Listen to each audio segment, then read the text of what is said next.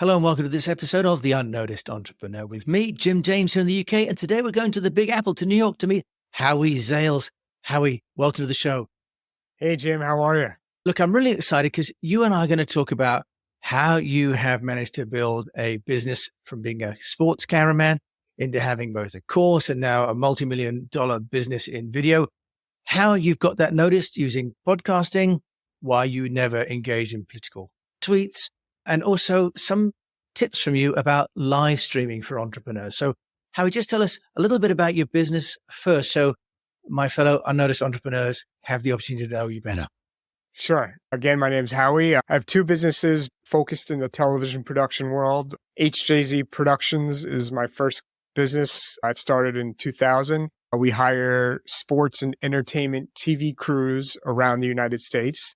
And then my other business, Viridity Entertainment Services, or VES. We do live stream, hybrid events, virtual events, any type of event that's streamed over the internet, even sporting events. Howie, I think let's talk about Viridity, although you mentioned it second, because that's a product that you built really out of the COVID, right? So just tell us, you managed to innovate and create a new business in spite of COVID. Just tell us the genesis of that and then talk to us, because Viridity could be confused with other words that mean something to do with masculinity. So how did you come up with a name like Viridity that's so memorable and also I think means so much? Yeah, I went to a mastermind, and one of the lessons at the beginning of the day was not to be very reactionary in business and in life. And what they meant by that was if something in business goes really bad and you react very quickly, you get into that hot zone, that's called being in the red. Conversely, if something happens really good, you get a great contract, you react very quickly and you get very happy, you're in the blue zone. But if you stay kind of even keeled for if things go up and down, you're clearer focused, you make better decisions. It's called being in the green zone. And that kind of describes me. I'm even keeled no matter what the scenario is. And we looked for a word that meant green, that did not mean money, because that would be obnoxious. Yeah. And we wanted it to kind of flow with entertainment services. And my wife found the word Viridity, which means green. I love that. And plainly being calm and collected is why you're so good, for example, on the camera with the sports. I can see behind, for those of you who can't see, how he's got NBC Sports behind there. He's got some big game tickets as lanyards there as well. Howie, let's just look at live streaming first, because more and more businesses can use it, I think now, right? Do you just tell us what's the opportunity that you see for entrepreneurs when it comes to live streaming, and what are the barriers to using it? Yeah, I can only say for myself, but I think people rather watch a video. I mean, look at the explosion of TikTok and things like that. People rather watch a video than read a long sales pitchy email. To me, that's super annoying. I delete it right away. So if you're someone that's offering a service or can offer tips to people out there to try to get them into your funnel, do a 90-second video once or twice a week. And I think it would serve you much, much better than spending money on having someone write a sales pitch email that most people probably won't read. Video creation, though, Howie, for many people is even more daunting than writing a newsletter or a sales mail. What would be some advice that you would give, and what do you do in terms of using video? Like, explain some tools, for example, or some techniques? Sure. Start simple. If you don't have any experience, start simple. You can get something called the Loom Cube on Amazon or any store, and you can put your mobile phone right in it. You can sit it right on your desktop. It comes with a light and a microphone, and you can just practice by talking right into it and recording it as a selfie. And that's a good way to practice and to live. You can live stream right from there to any of those social platforms. Have a good background. My background is peel and stick wallpaper, maybe costs $30. But the good keys are you want to look good and sound good. And what I mean by look good is you want to be well lit. You don't want to have one face in the shadow or your entire face in the shadow and the background be brighter than you are. You want to be well lit and well heard. So with the lighting, you mentioned like this Loom Cube and with the microphone. So you're all set. What is that? $50 to $100 or something? Yes. Okay. And then what about the platform? I'm kind of picking your brains because this is your expertise. Do people live stream into LinkedIn? Is that your experience is good? Or onto Twitter? Is that worth doing? What's your experience there? Yeah, you can live stream right to LinkedIn. You just have to make sure your account is set up for that. You can live stream to Instagram. You can live stream to Vimeo if you have a Vimeo account, and then send that out to multiple destinations at one time.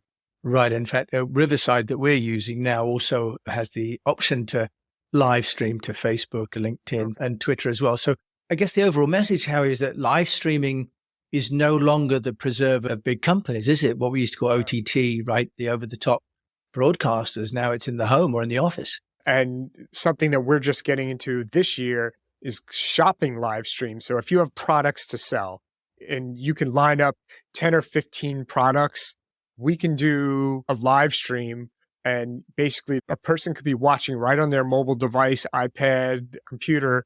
And when piece of item comes up in a little box, as you're showing it off, a person could buy right from the screen. And that's just another form of easy live streaming with the help of a few different apps out there that could bring your sales to next level.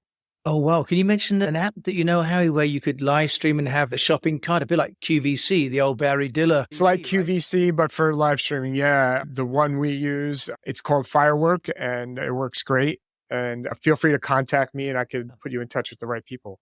Okay, Howie, that's wonderful. Really, it's transformed, hasn't it? Now, a business of any size, as you say, can have global distribution. And I think live stream shopping is going to be a $250 billion business. wow. And of course, in China, it's massive as well. So perhaps we're learning something from them as well. With your Verity business, VES, obviously that's a little bit different to you as a production crew and usually building out a course, I believe, to teach people how to become coaches, a TV sports course. How have you as an entrepreneur built your brand, and how are you getting people to come to you? Because you've got a reputation, of course, but we all need to grow beyond the personal brand. So how are you doing that? Yeah, my personal brand is based on my personality. Both companies operate off my personal brand, and each business is run by one person. Lori runs HJZ, Jen runs VES, and I float between the two. But they have the same personalities I do, and all three of us treat the clients the same way. And people know that's what sets us aside from other companies. And part of how we go about getting clients is through lead generation and things like that. Yeah. So tell us about lead gen then. What are you doing there, Howie? Because before we started recording, you were sharing some insights that you got from your mastermind, which I'd love you to share again about staying in the zone and what that's like. And yeah, how are you managing the sales process with such a lean team? So I hired a business coach about 2 years ago, and one of the best advice that he gave me was stay in your lane, do the 3 to 5% of the things that you're good at that will help move the needle, and outsource the rest. So one thing that I'm not good at is writing. We think I battle a little undiagnosed dyslexia. And so if I send an important email out, I'll never send it out without my wife proofreading it. So email sales is not my strong point. Connecting with people over email for the first time, it's not going to happen. So I hired a company that goes in and does the lead gen, that does the first beginnings of the sale and reaching out.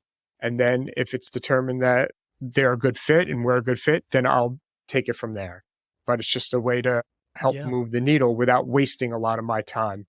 And how does that work with this lead gen company? What do you have to give them for them to be effective? Because we've all been approached by people on LinkedIn saying, I'll get you this many leads a week or this many leads a month. And a lot of the experiences with those lead gens are frankly not that great. So I'm wondering how you're managing to get the kind of efficiency and effectiveness from the team. Yeah, I broke it down real simple. This is the type of people or the titles of the people who are my current clients. So go after those same types of people with those titles. And I made sure that they have a complete understanding of what I do and what we're searching for. I gave them a glossary of terms. So if those terms come up, they'll know how to use them and know what they mean. Oh, how interesting. And then do they get data for you and put it into your CRM, for example? Do they do harvesting of contacts? Do they keep those, or do you get to keep them and somehow put them into your CRM? Yes, I do get them. I have a weekly sales call with them, and anyone that I have the meeting with, yes, I get all their information. Okay, so that's great. So a really efficient way of generating leads. Would you mind sharing what volume of leads they're giving you and what sort of cost per acquisition there is on that? Good question. I think the goal is to have 10 actual meetings a week with people. Okay. Yeah, so it's quite a high volume actually, right? And so far, out of those 10, maybe one, maybe two of them get passed on to me. Yeah. Okay. So that's the usual sort of 100 to 10 to 1 ratio that so many of us have in sales. But I don't have the time to have 10 meetings a week or to set up those 10 meetings a week. Yeah, no, that's right. So it's wonderfully efficient. When we were talking beforehand, you were also talking about your podcast, which is how I originally reached out to you because you had a show and you can tell us the original name and the role that a podcast has been playing for you and VES. Sure. My original podcast and my wife came up with the name, The Unexpected Entrepreneur, because I was a camera operator traveling the world for over 20 years. And I always had a business on the side, but never thought of myself as an entrepreneur. I was the camera guy that had a business on the side. And so we came up with The Unexpected Entrepreneur, and I did about 20 shows. I just wasn't getting the listeners or viewers, because we did it with video, that made it worth it. Yeah. And then I kind of stopped it, did some research, figured out what I was doing wrong, and basically niched it down. And what do I know best? I know television sports. I did it for 20 something years. And I also have a course. And what better way to drive audience or drive future clients to the course than people that would listen to the podcast? So I came up with the name TV Crew Talk, and I interview people in the business just like me, camera people, audio people, replay people that have travel the world and do the biggest events and sell the business to the younger generation of people that are just coming up, that are going to college for television. And then hopefully those people will contact me about the course. And the primary sponsor of the podcast is the broadcast sports course. Yeah. So there's no money exchanging hands, but that's the primary sponsor. And that's who gets a commercial or promo within the podcast. So that's wonderful. And with the podcast, what sort of frequency are you doing in, Howie, to make that worthwhile? Because there's this trade-off, isn't there? But you do it so often, it becomes quite a burden. But if it's not frequent enough, then you don't get the consistency for the listeners. Good question. I publish a new one every 2 weeks. And in the week that I do the publish, I do it on Wednesday, and I publish the video portion of it. And then the following Wednesday, I publish the audio only side of it. And then there's something coming out every week with a reason to publicize it, but I don't have to do it every week.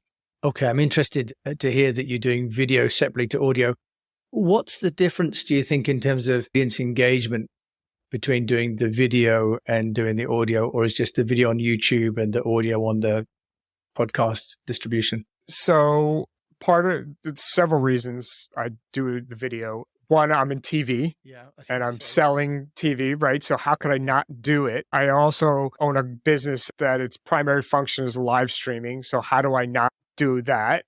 And then the third thing is I'm interviewing some people that have the coolest jobs on the planet. I could be at a party with doctors, lawyers, surgeons, and no one wants to hear anything about what the Yankees locker room looks like. Or what does it feel like to be on the sideline of a Super Bowl? So I'm interviewing some of the coolest people that have some of the coolest jobs in the world, and they always have pictures. I have pictures of me at every event in the world, which we show off, and you can only do that with video. Yes, that's right. So that's a limitation of audio only, is all those visual elements, as you rightly say. You know, Howie, that's fantastic. So you've managed to build this business through a combination of outsourcing, some of your own content production as well. If there was one piece of advice you'd give to someone that was starting out in their entrepreneur journey from a getting noticed perspective, which is what this show is about, because otherwise there's any piece of advice, as we know as entrepreneurs, what would you say has been really moving the needle for you? What's a recurring something that you think works as in terms of getting noticed?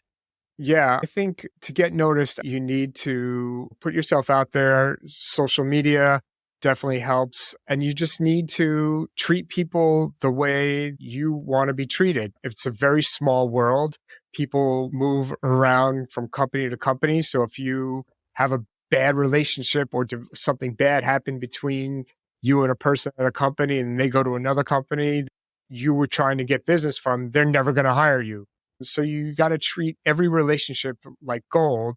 And one of the things that I stay away from is social media and politics. I never get involved because that's a good way to isolate 50% of potential clients. Okay, that's wonderful. So this idea that, as you say, every relationship is golden, and in this era of sort of mass personalization, retaining that personal connection is something you've obviously done really well. So Howie Zales, joining me from New York, cameraman turned professional live stream operator, course builder. Thank you so much for joining my fellow unnoticed entrepreneurs and me on the show today. My pleasure. So you've been listening to Howie over there in New York and me, Jim James here in the UK. And of course, as always, I'll put all the details in the show notes. And until we meet again, I just encourage you to keep on communicating.